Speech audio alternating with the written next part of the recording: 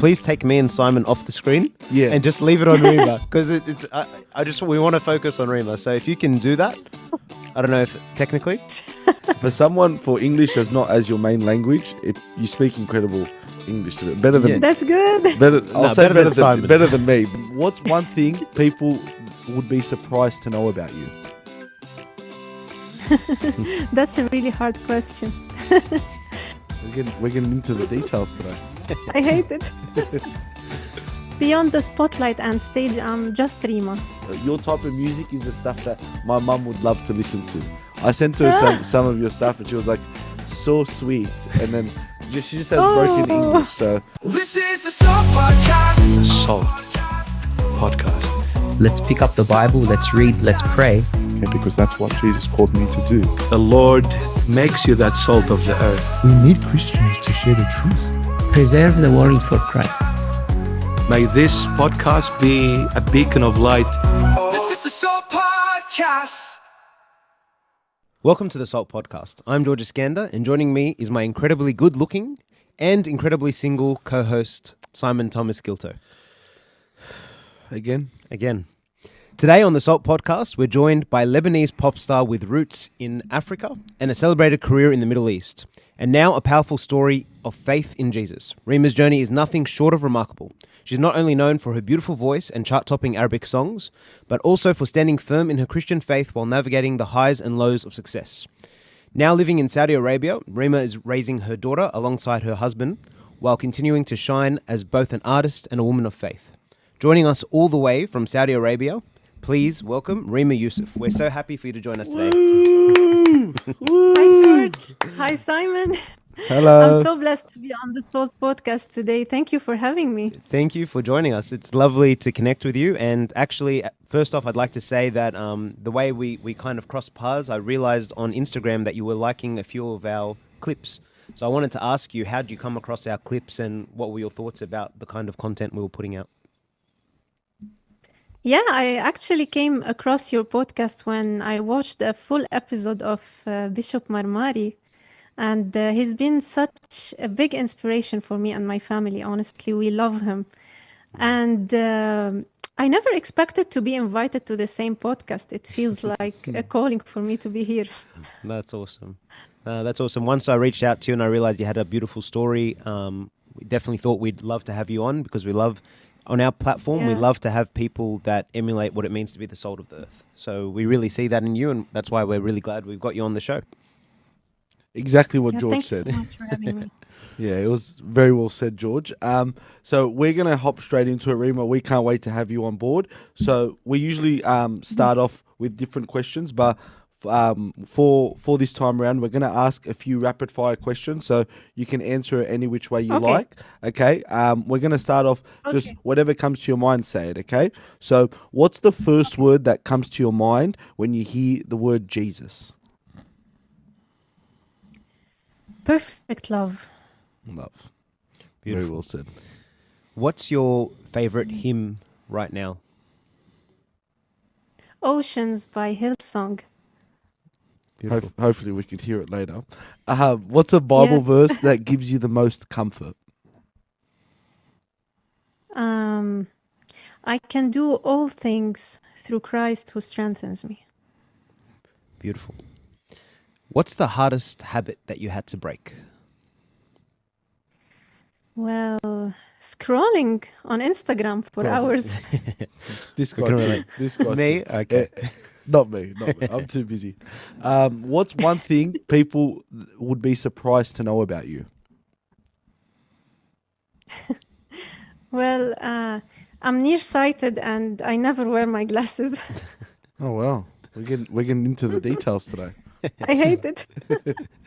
So on that note, what is, as since George said that you are happily married with a child, what is the key to having a great marriage? I'd say grace. Grace. Grace. Wow. This is getting deep. All right. Yeah. What's your daughter's funniest habit or saying? When she pretends to sing like me. Funny. That's very sweet. speaking of singing, if you could describe to someone in one word your music, what would it be? Um, heartfelt. Very well said. Beautiful. I think that wraps up our salty segment of fast questions. So I think we'll get straight back into it. So it's good just to get a little bit of information about you like that, so our listeners know a little bit more about you. But I guess what we want to start with is, if you had to introduce yourself today, beyond being a singer, who is Rima? Yeah. Or as Simon says, Rima. Well, I'm a mom and a cat lover. I have 3 cats at home. Oh, wow. And in my daily life, I'm just a normal person, not really the artist that people know. I describe myself as someone who's extra sensitive, in touch with emotions, and happiest in the quiet moments. I actually love being at home. It's my comfort zone. Sometimes people have to push me to go out and be more social, because I stay a lot at home. And I feel so grateful for the blessings that God gave me.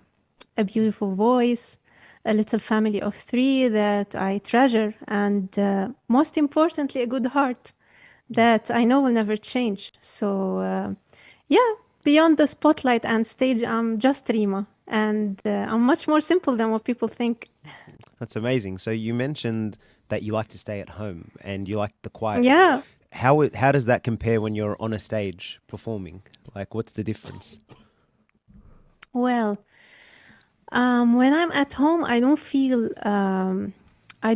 the stress of performing, and I mean by stress the beautiful part of the stress. I feel really comfortable at home, and I enjoy spending time with my family, and also doing things that I love to do, like cooking, watching series, Turkish series, especially.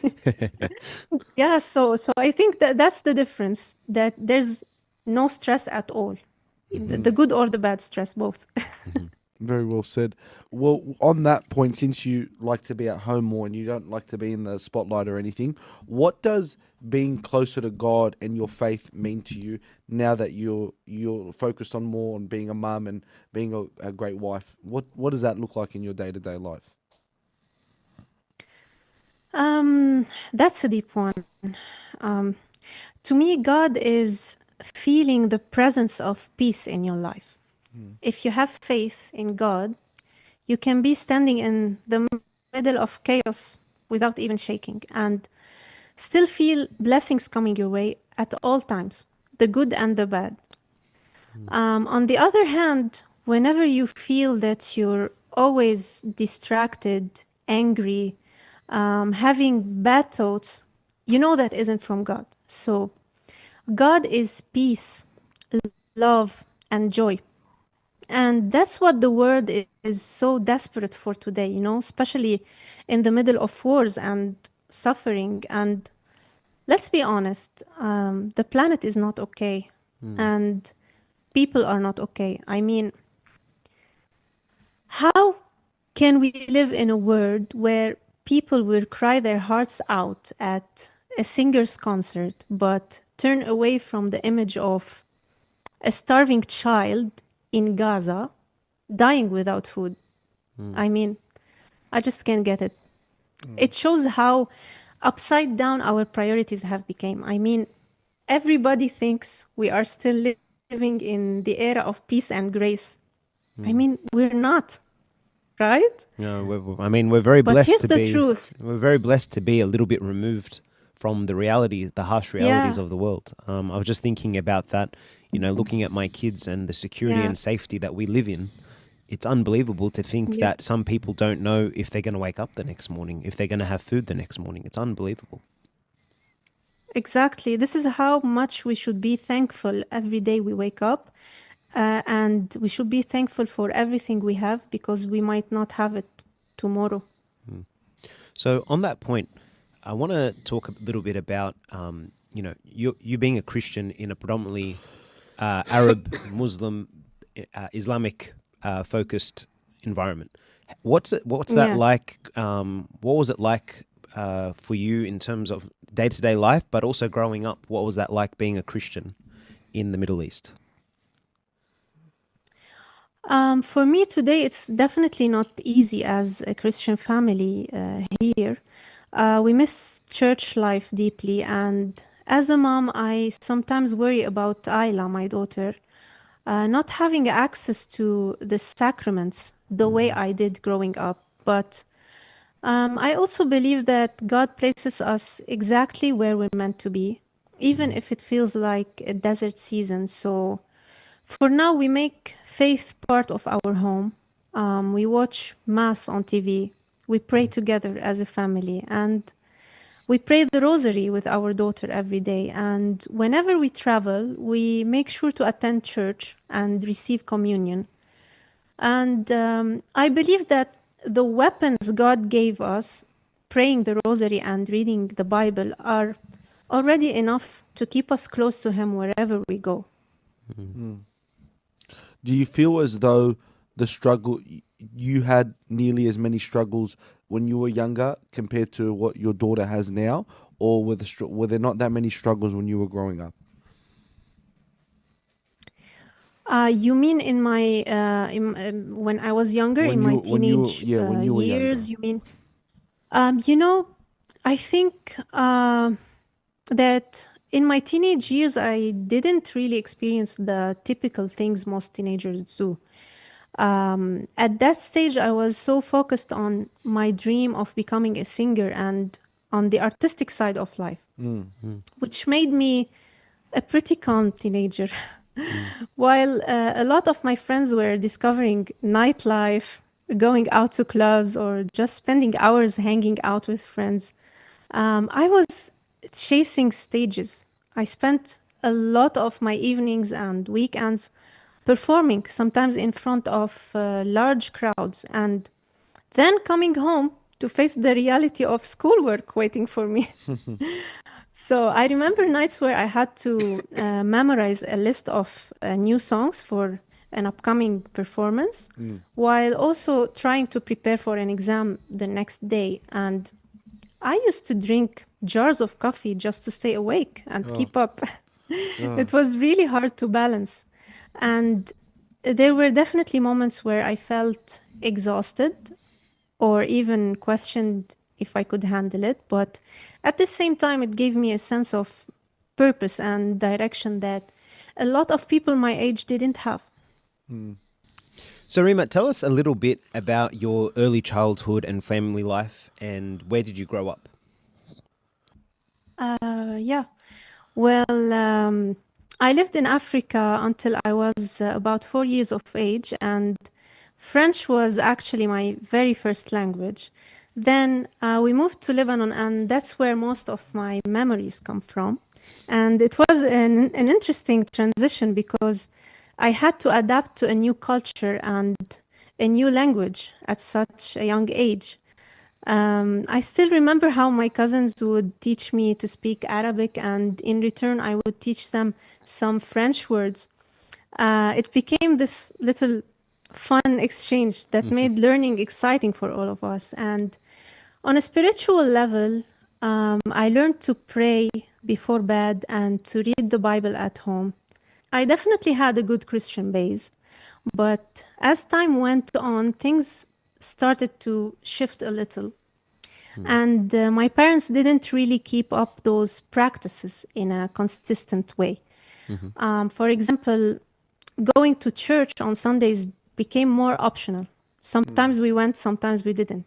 That's why I feel like while my parents gave me the foundation, they weren't the main influence in shaping the personal connection I have today with Jesus. That relationship, that faith, is something I really had to develop on my own as I grew older and started searching for a deeper meaning. So, in a way, these two countries pushed me more to find stability and faith in God myself rather than relying solely on what was modeled at home, you know? Oh, wow. Very interesting. So you actually feel that you've got a lot closer to Jesus within the last year, more so than when you were younger? Yeah. Or did you feel that you got close younger, you kind of went away a little bit and came back? Or is this the most you've kind of been taking your spiritual life seriously now? I remember when I was younger that I was really close, and I used to go to church a lot, to sing with the choir a lot. And then I remember that when I stopped practicing for a while, this happened. This distance happened. And when this distance happened, my music career started. So I wasn't ready spiritually to face everything in the music industry. Yeah. I like what you said about how when you feel as though you were distancing yourself from God, you didn't really feel right with everything. I don't know about you guys, especially George. I feel as though people usually tend to get really, really close to God when the things aren't going well in their life. Like, for example, if you've gone through a breakup, if you're grieving someone, or whatever the case may be, that's when I feel someone's heart becomes the closest to God, because they're often looking for answers when they just need to understand that once they align themselves with God's will, then everything happens for a reason, and they have that peace, like you said. Have you ever had a situation Yeah. where you've only wanted to cling to God because you didn't have the answers for anything? Have you had that situation in the past? I think, yeah, many times. Many times. I mean, getting closer to God should not be attached with how you feel and how you daily feel in your life. I mean, sometimes I wake up very tired and not in the mood and say that I don't want to pray the rosary, I don't want to read the Bible because I don't feel good. But this is not a reason to not read the Bible or to pray the rosary.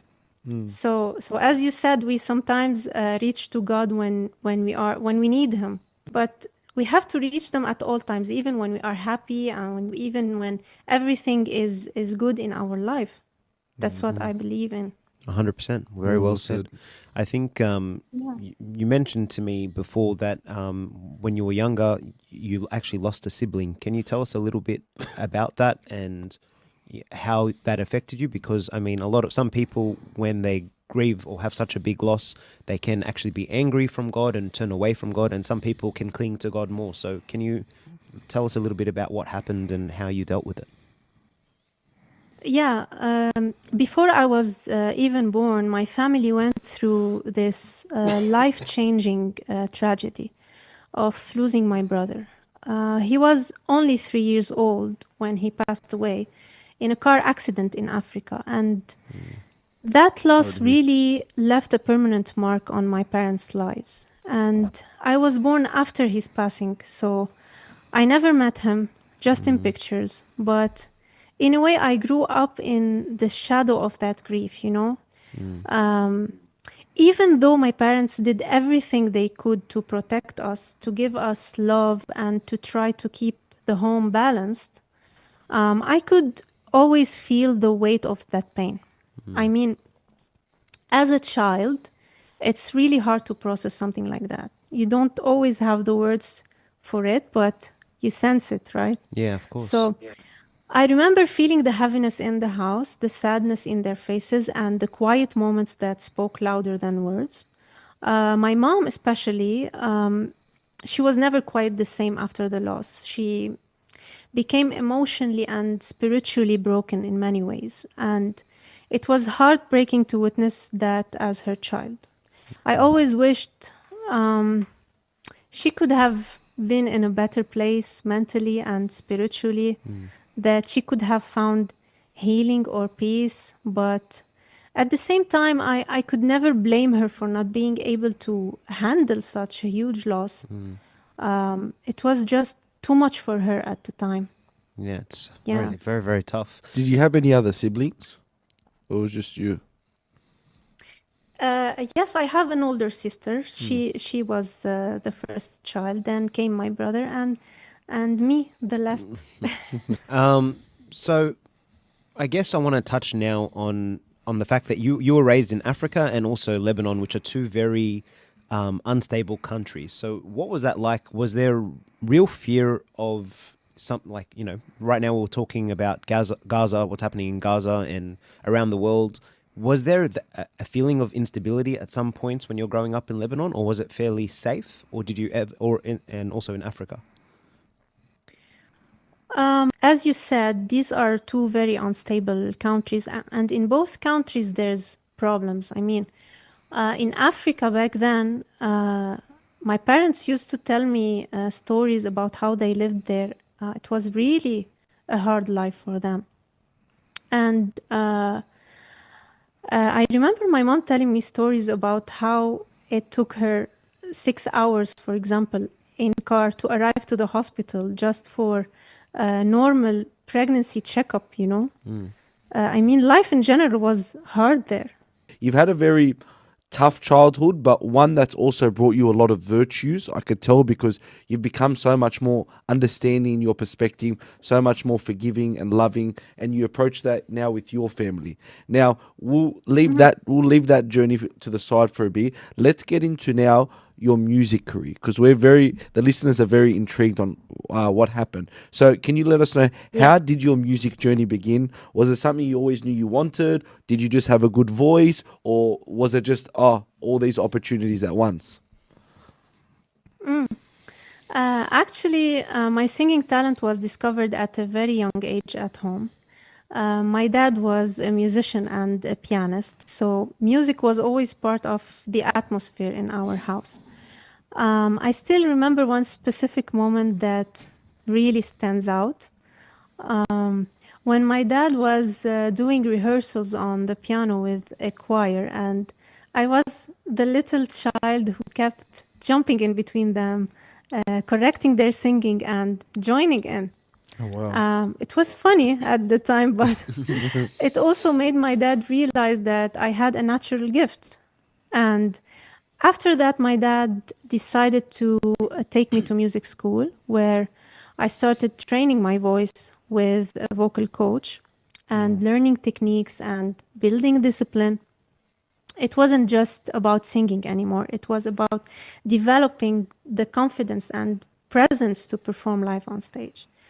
And at the same time, I remember that my parents were very careful with this gift. They loved seeing my talent grow, but they also knew how dangerous the music industry could be, especially for someone so young. And they made sure to protect me from signing long-term contracts that came with strict binding terms, contracts that could have easily ruined my life. Wow. So looking back, I'm so grateful they had that wisdom, because at the time I might not have understood the risks. And with that protection, reaching my dream took a lot of persistence. I mean, when you are protected, it's harder to reach your target, I had to keep working, performing wherever I could, and making the most out of every good opportunity that came my way. And eventually I reached a point where I realized this wasn't just a hobby. And being an artist became the only path I could see for myself. Honestly, I never pictured myself doing anything else, like becoming a doctor or a lawyer. So to me, it was singing or nothing else, yeah. Did you always know you were going to make it, or did you ever think of giving up? Honestly, I've always believed that God gave me my voice for a reason, for a purpose. That's why I never gave up on it, even in the hardest moments. I've always wanted to know how God wants me to use this precious gift. And to be honest, I'm still searching for that answer today.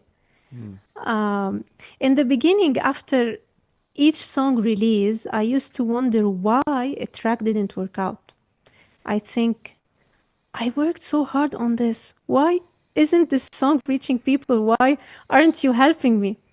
But with time, I realized something important. I was asking God's help after the work was already done. Instead of inviting Him into the creative process from the very beginning. So I never asked, for example, what do you think about this song? Is this the message you want me to share?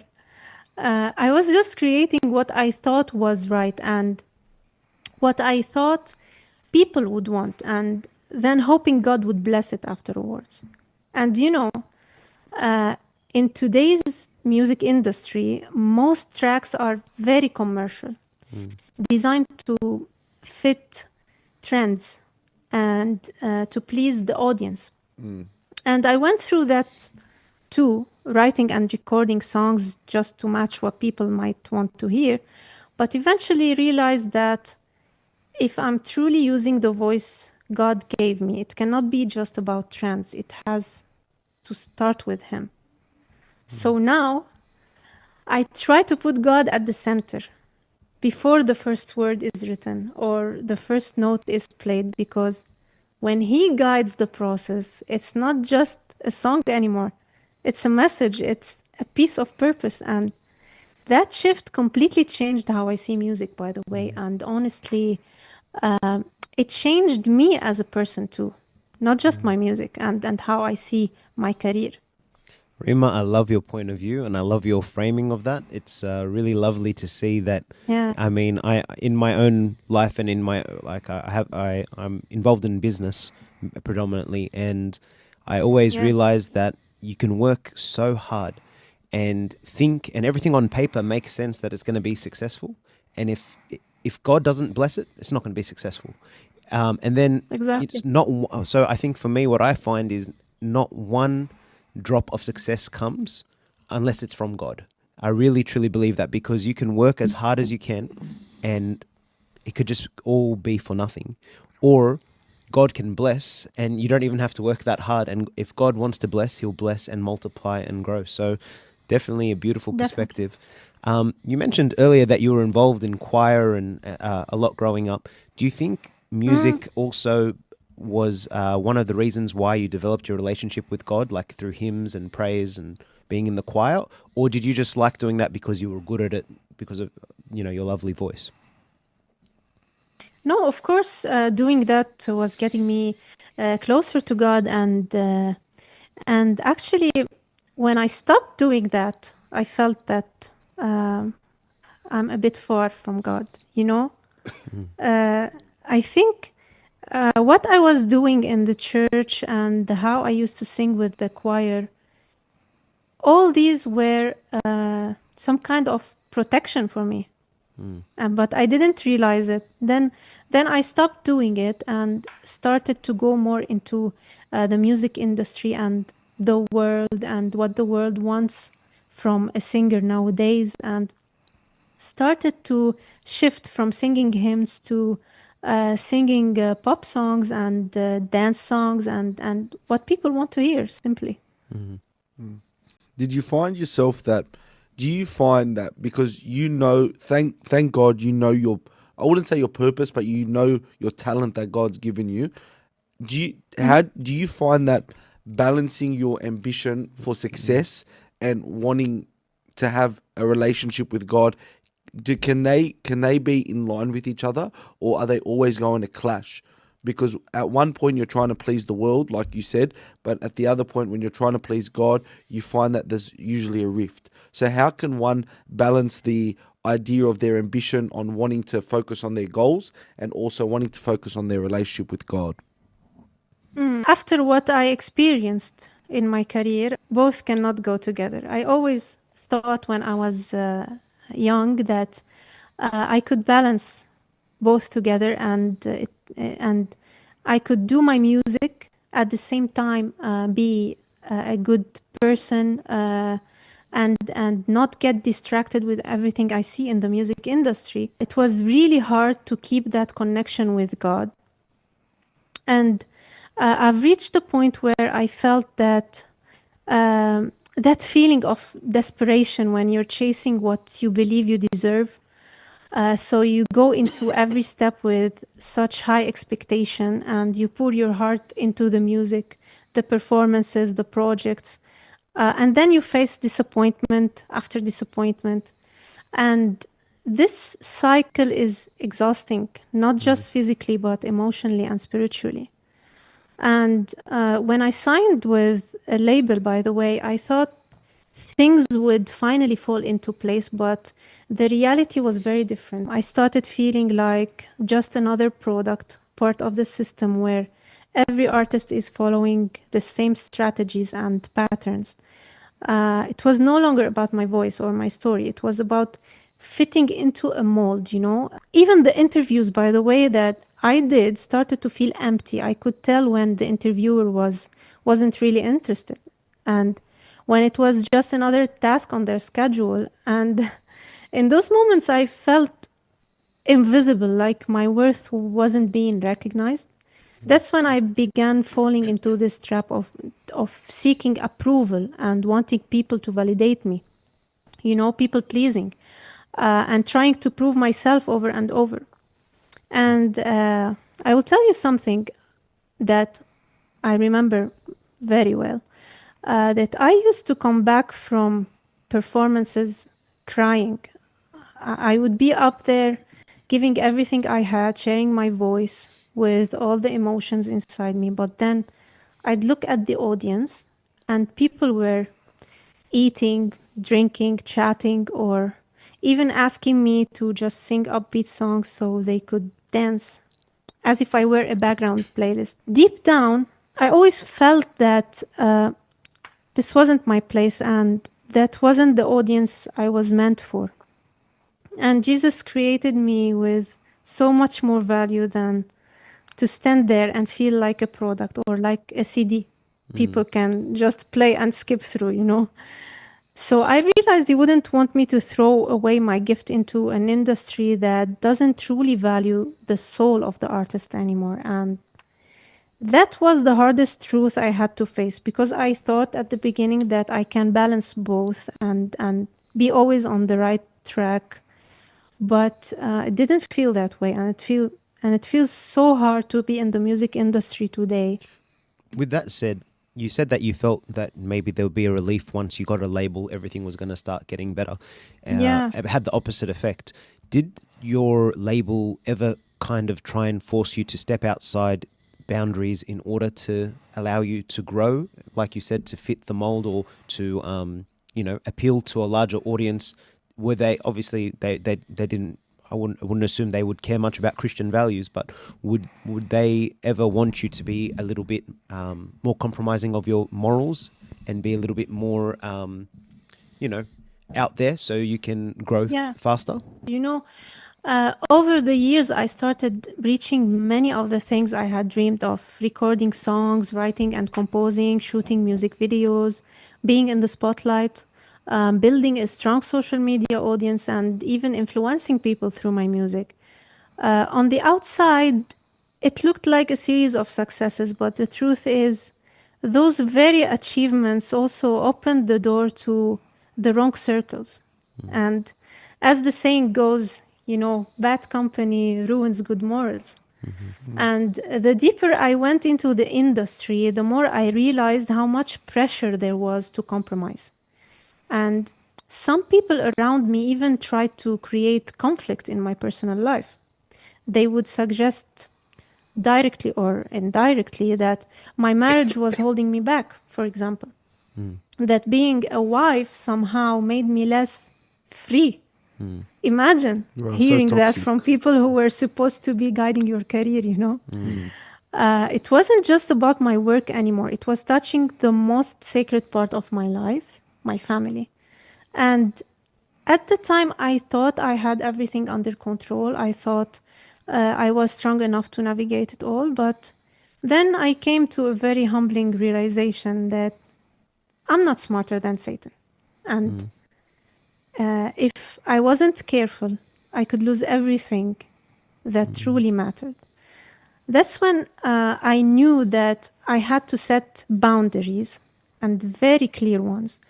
Whenever I felt my values, my marriage, or my faith were in danger. And I had to step away, and that decision came with a cost. I lost a lot of connections, people who were helping me professionally, and it felt like I was tearing down everything I built. And it wasn't easy at all. I had to rebuild not just my career, but myself. So I completely cut off connections with anyone who wasn't helping me grow closer to God. And I surely forgive those people, but forgiveness doesn't mean allowing people back into your life to continue influencing you negatively, you know?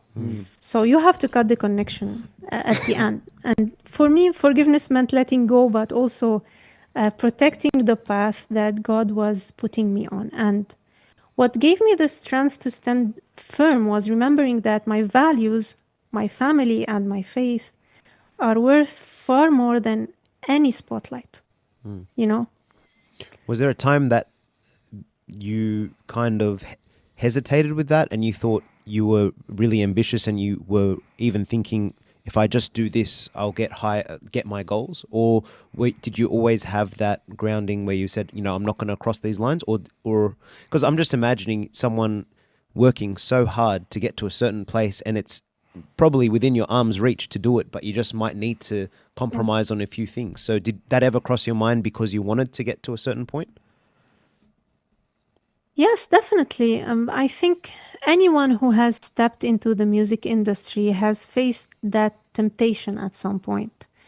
When I started to feel a bit of success, instead of being content, I always wanted more. It was like if I managed to succeed in one step, then the next one had to be bigger, stronger, louder than the previous one, you know? And while that mindset pushed me forward, it was also really destructive. It got to a point where I started considering things that didn't even feel like me. I thought about changing part of my personality or even doing things that didn't match my morals and values just to grab more attention or fit into what the industry and people wanted from me. It was like this constant battle, you know, between who I truly was and who I thought I needed to be in order to be successful.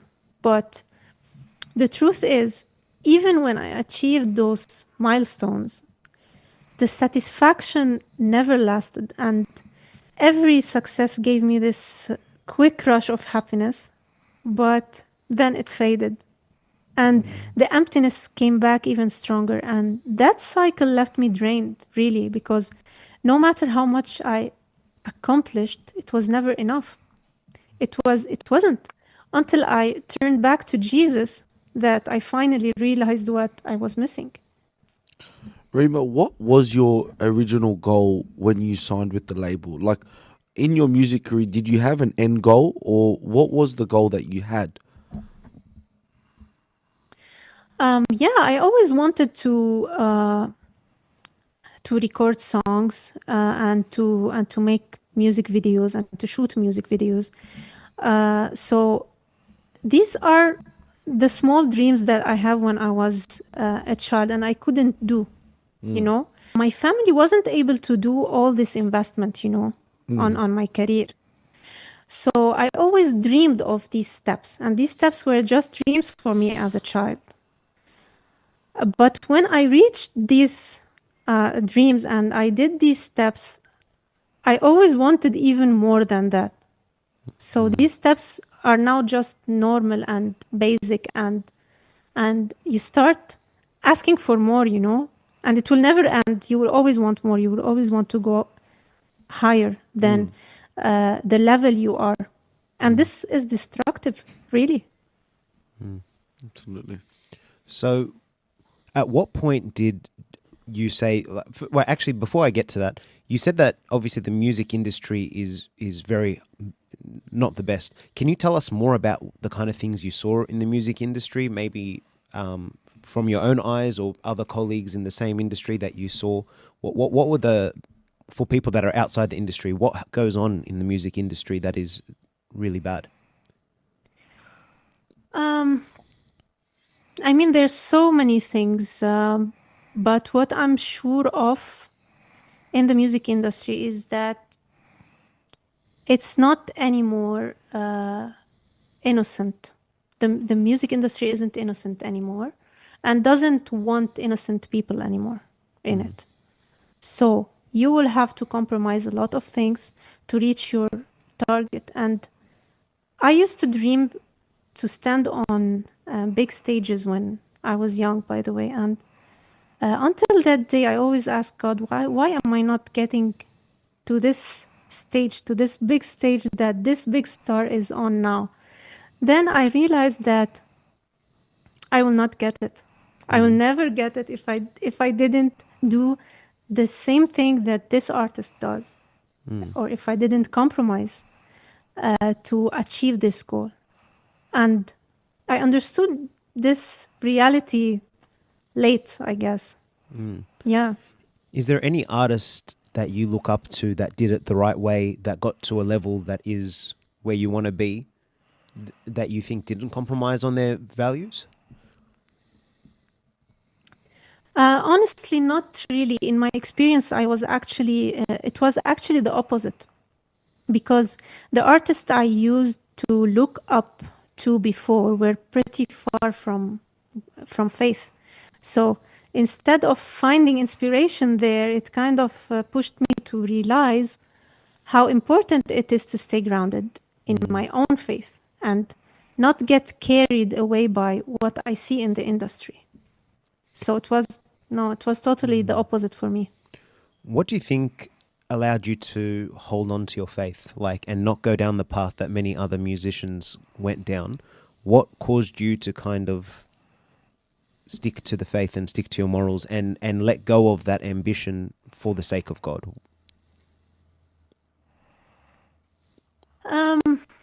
I guess the most important thing was realizing that nothing in this world will give me the peace of mind that I'm looking for.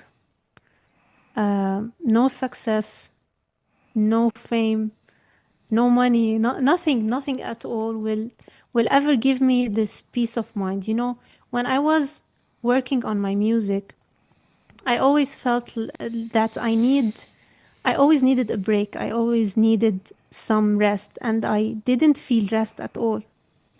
I mean rest more spiritually, not body rest, just normal rest. So seeking this kind of peace in my life couldn't be found in the world, just in Jesus.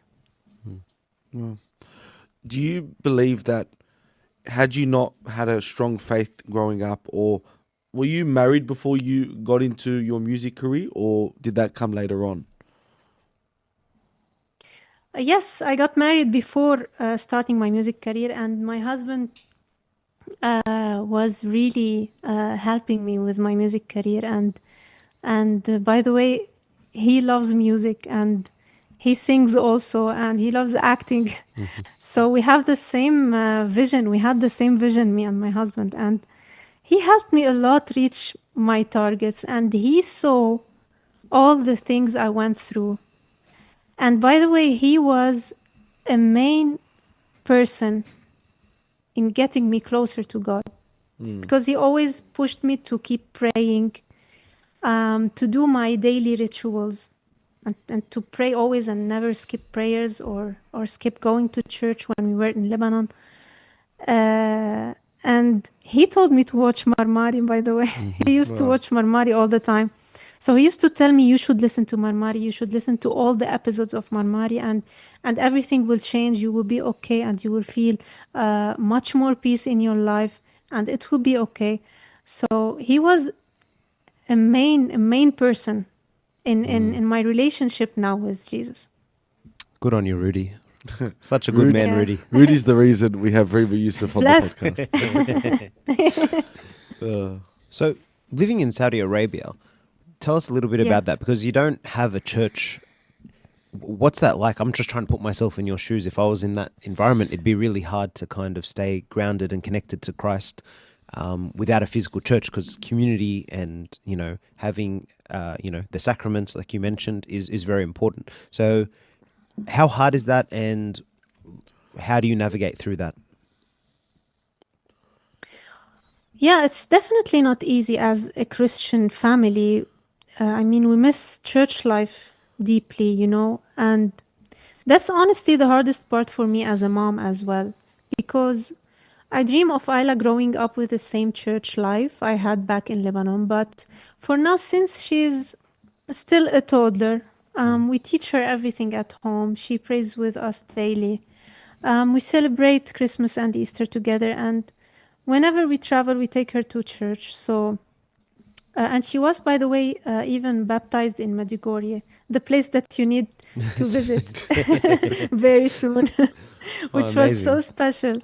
Amazing. So if God's will is for us to stay here, we will give her the roots and the secret of faith in our home to carry with her always. And if His will is for us to move soon, then we will definitely go where she can grow up in a better community. For me, it's always about His will. God willing. This is what George said. By the way, I learned God willing from you. Oh, really? I, I say the word in Arabic all the time. Inshallah, inshallah, inshallah. Now I got it from you. All right, perfect. So tell me, is there any risk though in Saudi Arabia to express your faith openly, or is it? I know it used to be a lot stricter before, and I don't know if you can still go out without head covering, and is it still that strict over there, or has it eased up now? Because I feel like they're starting to become a little bit more relaxed and more kind of like secular, like Dubai or something like that. Is that the case, or is it still very hard and you can't really talk about your faith? And No, it's not strict as before, definitely. And no, we don't have to put something on our head to go out. But definitely we have to wear, Modest clothes clothing, yeah. always. And and definitely there's risks, I guess, about expressing your faith loudly, because the laws don't allow Christianity to be practiced openly yet, and we don't have churches here like, let's say, in Dubai. In Dubai, we have church there. So we live our faith quietly in private and keep it sacred within our family. Do you feel that God has a purpose for placing you and your family there? And what do you think that purpose is? Yes, I really do.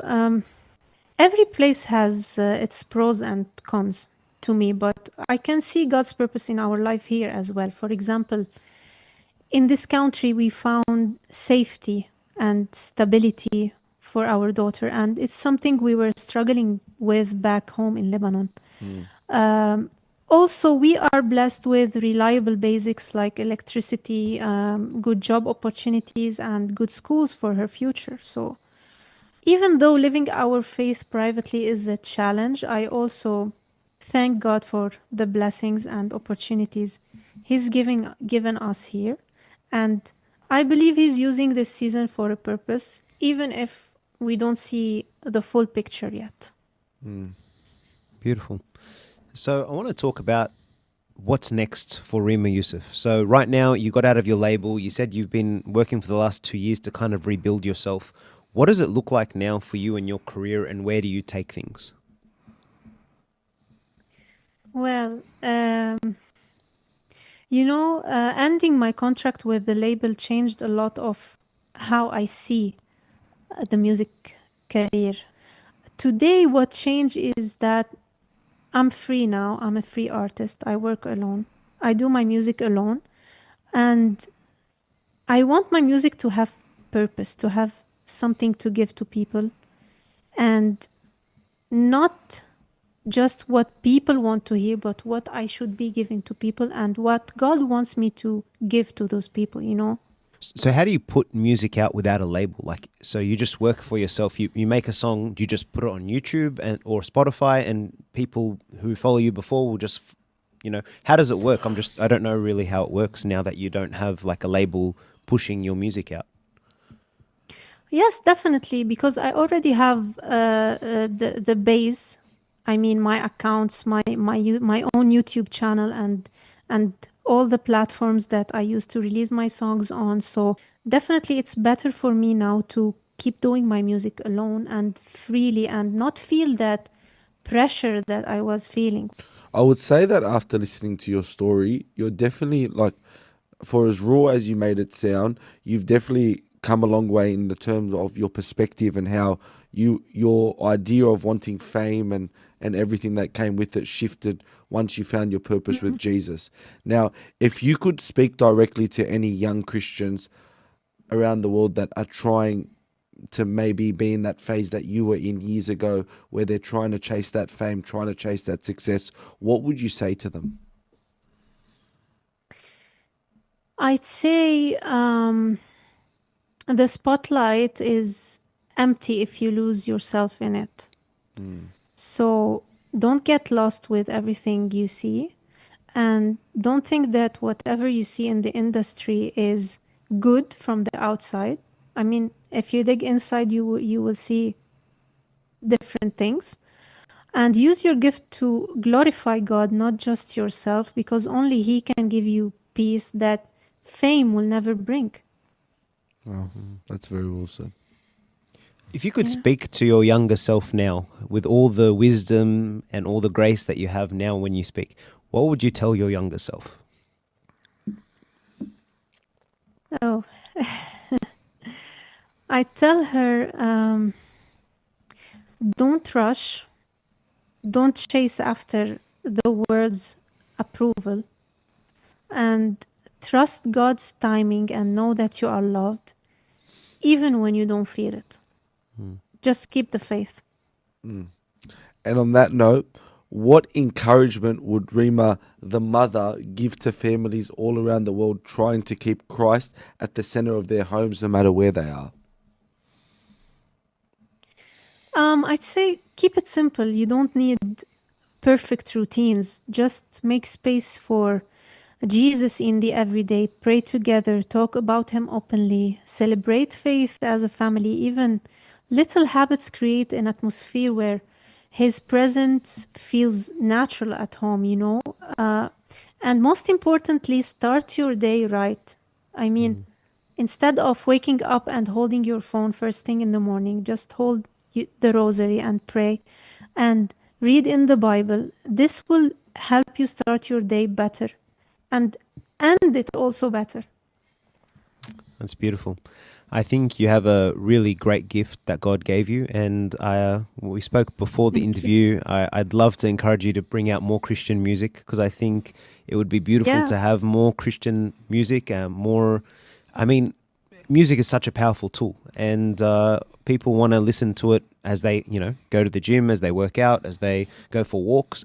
And there's nothing better or more wholesome when there's a song that is Christian rooted, or even if it's not exactly saying Jesus in the song, but actually having Christian morals or values. It's very uplifting. So I'd really love for you to bring out a whole bunch of hymns in English, or actually in Arabic, sorry. But even in sure. English, I think you could still do that. You have your accent's fantastic. I think you can definitely sing in English.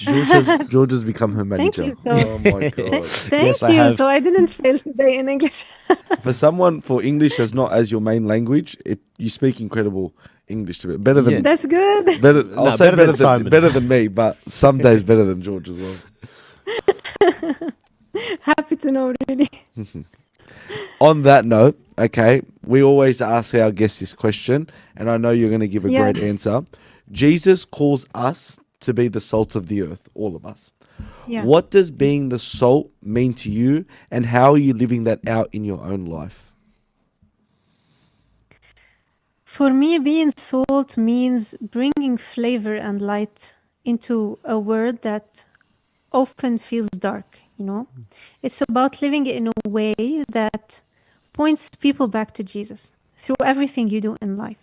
Through, let's say for me, through my music, through my family, and even in quiet everyday moments. I want my life to leave behind a taste of God's love wherever I go. That's what it means. Oh, that's beautiful. Wow. So what would you say? What do you want to be remembered as when it's all said and done? When people look back on Rima Yussef, what do you want people to remember? It's deep, isn't it? That's a really hard question. But I'd say I want them to remember everything good about me instead of the bad things. Maybe I wish people remember me with all the good things that I gave in this life. And I hope nobody remembers me in any bad thing. Yeah, you definitely have a good heart. After just hearing you on this interview, you can, when you meet some people, you can tell that they have a pure heart. I mean, you have it. Yeah. I'd say I have it. George doesn't have it, but it's okay. No, I'm joking. I'm learning from you, so I'm trying. Now, you have a very pure heart, and it shows. And the fact that you've given, I don't want to say that you've thrown away what you had, but you've chosen to sacrifice what the world's going to give you for God, and ultimately that's what's going to be looked at by God. God always looks at the heart, never anything else. So Definitely. you're doing great. Yeah. Well, Simon did ask me before we started. He said, "George, Yeah. I've listened to Rima sing, and I'd love for Rima to sing for us on the podcast." Yeah. I said, "I'll ask. Yeah, I don't know if it's going to happen." I said it completely. I actually looked at your YouTube videos. Great. You have music. I told my mum, because she's currently overseas. I said, you have to listen to this woman, because when I was younger and she used to take me to school, it's like your type of music is the stuff that my mum would love to listen to. I sent her some of your stuff, and she was like, so sweet. And then she just has broken English. So yeah, it got approved by my mum. So thank God. Wow. That's sweet. So I think we're gonna ask you kindly to sing for the viewers and George. So if that's okay. Sure. Is there anything in mind that you have? In English or Arabic, I can sing both. Why not? Why not both? Whichever Yeah. one. Whichever one. Let's start with the English. Beautiful. I'm just gonna close my eyes. Let's go. Why are you closing your eyes? That's I don't- weird. I think it makes it weird. It's weird if you open your eyes and just Is it? looking at it. Should I close my eyes too? No, if we both close our eyes, It's going to be weird. All right. I'm just I'll gonna- look and you close You your look eyes. at, and then we can swap when she changes languages. All right. Done. I'm gonna sing my favorite one in English for Okay. you. Perfect. And now I'll open my eyes. Spirit, lead me where my trust is without borders. Let me walk upon the waters wherever you would call me. Take me deeper than my feet could ever wander, and my faith will be made stronger in the presence of my Savior. And I will call upon your name, Jesus, and keep my head above the waves. When oceans rise, my soul will rest in your embrace, for I am yours and you are mine. Wow. That's beautiful. I feel like Thank you. I feel like that's exactly how I sound There's in the one shower. in Arabic, by the way. There's one in Arabic that mentions the title of your podcast. Oh, wow. Okay. We Really? definitely got to hear that. Yeah. But Yeah, can we you know hear what? that one, I'm going to or- ask Pavli, our Yeah. person in our group, please take me and Simon off the screen. Yeah. And just leave it on Rima. Because we want to focus on Rima. So if you can do that, I don't know if technically. Yeah. All right. Pavli, just do it. Do it. For this next part, just take us off the screen and just leave Rima, please. Because otherwise, Simon's just being too weird. He's going to make me laugh. So this one in Arabic says, لا تنسينا الكلمة اللي قلتها عنا، انتو ملح الأرض وانتو نورا، لا تتركنا ضلك ساكن عنا، وخلينا نكون عنك أجمل صورة. Wow. That's it. Can I get a translation? What did that mean? انتوا ملح الأرض وانتوا نورها. It Oh, means you are the salt of the earth and salt. the light of the Yes, earth. Wow. yes, the salt and the light. We should That's have true. asked Rima to make, because we have a theme song during our podcast. She should have done it. We could, Rima, we might hire you to do our theme song for us. We've got a job, but we do the jobs out of love now. we don't do pay. I think our one is like just AI. Yeah. This catchy. is the Soul Podcast. It's catchy, Oh, we but need, it's we need catchy. Rima to do it. Rima, it's been lovely chatting with you. Thank you so much, and thank you for singing for us. I feel like we got our own private show, and our I'm sure our viewers are going to love it too. It was So I amazing. really, really appreciate Thank you so much for having me. Really love your Really, perspective and your point of view. Thank you so much, and I hope to see you soon in Sydney. That will be amazing. Either Sure. that or Or we'll go Simon's we'll going go- to go to Saudi Arabia. We're going to go Bosnia. We're going to go visit that place. We'll all go together. Yeah, we should.